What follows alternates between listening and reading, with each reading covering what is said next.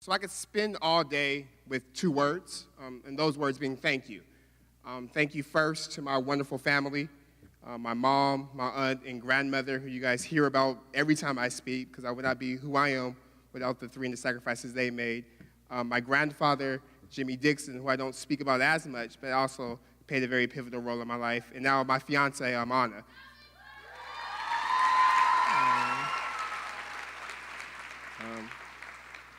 Thank you to all the supporters, to my colleagues on city council, to employees of the cities, to our first responders, to our maintenance workers, and to the entire city of Stockton. I say thank you. I am absolutely humbled and honored to stand before you as a son of Stockton, but also now as your newly elected mayor.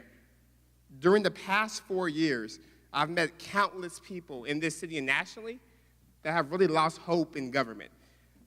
People that believe that far too often government's a hindrance, that government gets in the way, that the people up here who make decisions for you don't have your best interests at heart, that we don't care and we're so removed from your day-to-day realities. But what excites me about tonight is that I really believe that tonight represents a rejection of that notion.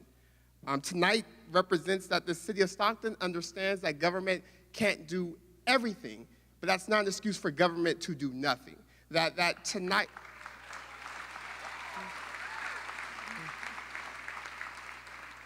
and tonight really represents an invitation to believe again. And this invitation is not to believe in me, but to believe in the collective we. I'm gonna say that again because I want to make sure everyone leaves tonight with that in mind. This invitation is not to believe in me, but to believe in what we can do collectively to move our great city forward.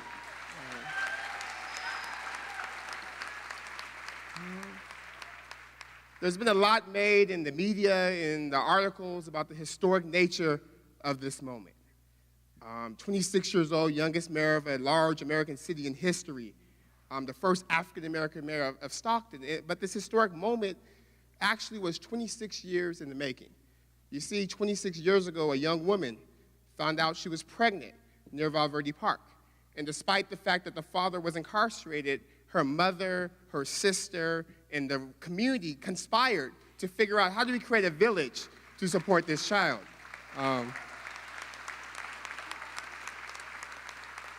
And what these three women did was something so amazing and noteworthy. They instilled in me the same traits that make this city so great. They taught me that the sky was the limit. They taught me that I mattered. They taught me that I have to work twice as hard just to catch up, but that was an excuse to be lazy. They taught me that I would have to be tough and resilient to survive and be successful. They schemed and to provide the village it would take to raise me, and with support from things like Seaford Center Rec League basketball, AAU coaches, and summer activities at Victory and Stripley Park, they were indeed successful. And it was these same lessons that propelled that child 20 years later to respond to a tragedy in his life. 6 years ago, my cousin was murdered on Kelly Drive while I was interning in the White House. And in that moment, I had a decision to make. The decision was one of inaction or action, of hope or fear, of nihilism or of having agency and figuring out how I can make Stockton better. And because of the lessons taught by them and by this city, I made the choice to come back and run for city council 4 years ago, and now today to serve as mayor.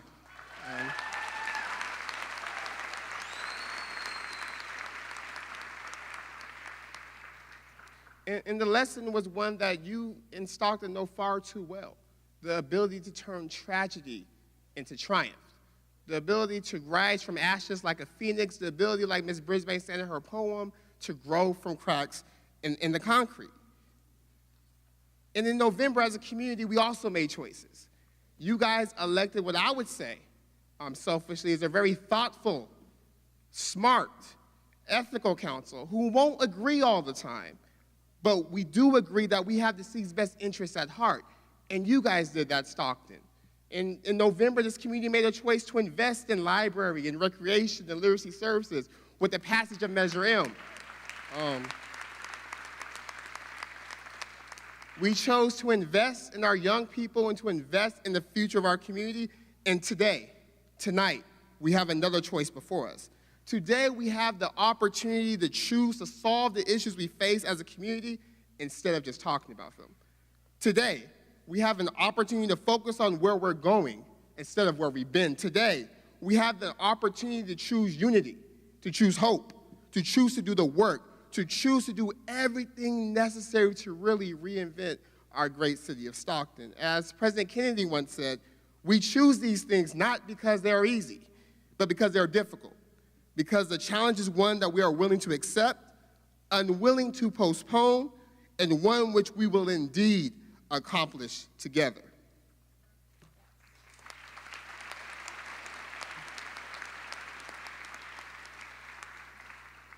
So tonight, we choose to reinvent Stockton through dedicating ourselves to improving public safety and reducing violence. By focusing on the 5 hot zone communities and our ceasefire clients, we choose to understand the complex issues these young men and these communities face, issues that go far beyond just mere criminality and bad choices, real structural issues that demand a response of services and opportunities and resource in addition to law enforcement presence.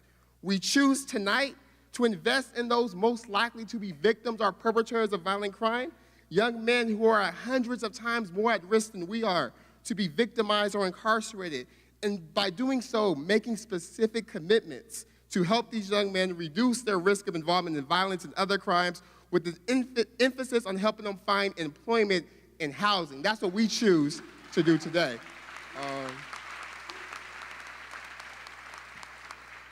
Tonight, we choose to reinvent Stockton through partnering with our great friends in the county. Thank you so much, Supervisor Patty and Supervisor Miller, for being here today to really implement their recommendations and put a housing first model forth to house our homeless people and reduce the numbers of people on the streets here in Stockton.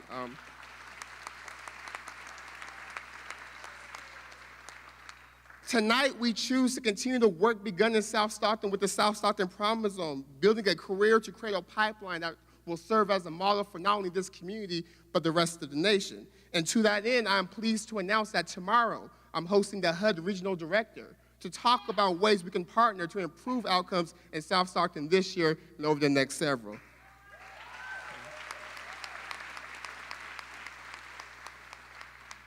Tonight, we choose and serve notice to slumlords and lovers of blight that it's no longer acceptable to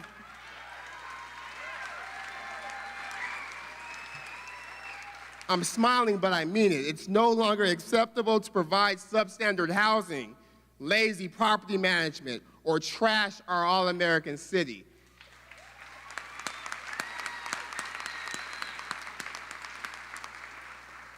Tonight, we choose to support local businesses and entrepreneurs and to be creative about how we attract new businesses and industry. And it's in that spirit that I'm proud to announce, in partnership with the Downtown Stockton Alliance and Central Community Partners, with sponsorships from BBVA, Compass Bank, and the City of Stockton, a program that targets the entrepreneurs Jesus was talking about in his speech, non-traditional ones, with the goal of helping to develop new businesses to populate the vacant stuff in our downtown. Please call my office or the Downtown Stockton Alliance to sign up and for more information.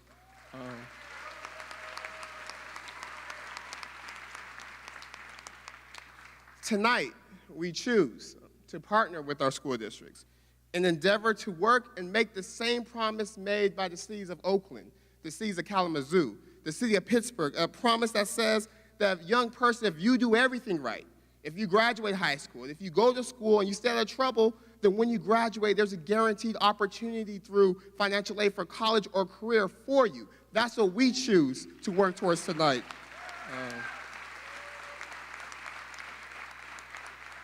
And it's in that spirit I'm pleased to announce a partnership with Stockton Unified School District and a mobile scholarship app named Scholly.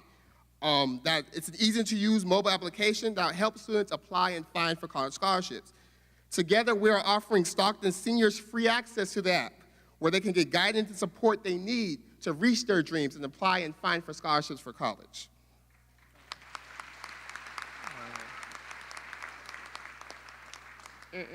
In Stockton, with these choices, we are poised to be a model for the nation of urban renewal, a model of unity and not division, a model of hope and not fear, a model of action and not apathy, a model of problem solving and not pettiness, a model of bridges and not walls, a model of the benefits of diversity, a real community of opportunity, a real community of hope, a real community of promise. So I am more resolute than ever in my belief that our best days are truly ahead.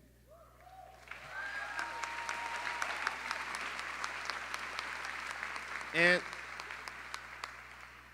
I say this not because I'm supposed to, but because I know us, from city staff to the council, and I know you all. And I know we have everything in us to right the wrongs we face as a community. I truly do believe that. So in the words of the prophet Isaiah, forget the former things. Do not dwell on the past. See, I am doing a new thing. Now it springs up. Do you not perceive it? I am making a way in the wilderness and streams in the wasteland. 4 years ago, when I was sitting where Councilmember Andrade was sitting, I ended my speech, and I'm going to end it the same way tonight. I said, one of my favorite scriptures is one that says, weeping may endure for a night, but joy comes in the morning. So